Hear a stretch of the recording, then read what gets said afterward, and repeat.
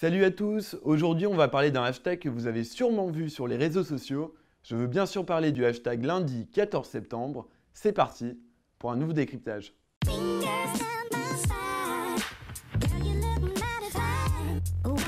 Lundi 14 septembre, des collégiennes et des lycéennes ont défié leur règlement intérieur en portant des tenues provocantes.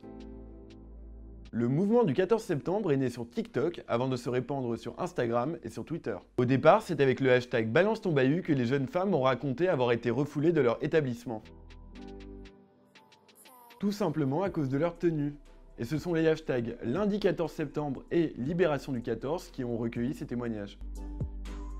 Ce hashtag est un appel à venir en cours avec des tenues dites provocantes pour contester les règlements intérieurs jugés sexistes. Au programme de cette journée, des décolletés, des crop tops et même des tenues courtes.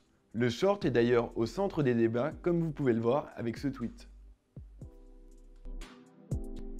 Et bah pas grand chose, la loi laisse les établissements fixer leurs propres règles en matière de tenue. Les principales interdictions sont religieuses puisqu'on ne peut pas venir dans un collège ou dans un lycée avec un signe religieux apparent. La plupart des établissements exigent une tenue correcte sans plus de précision. L'Union nationale des lycéens pointe un flou juridique et dénonce une interprétation sexiste de l'expression « tenue correcte ».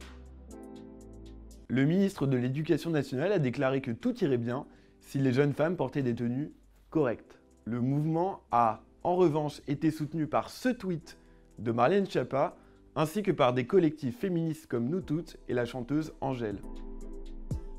Derrière ce mouvement se cache une tendance de fond. 27% des Français pensent qu'un viol est moins grave si la victime était habillée de façon provocante ou sexy. C'est la fin de cette vidéo, merci de nous avoir suivis. On se retrouve la semaine prochaine pour un nouveau décryptage.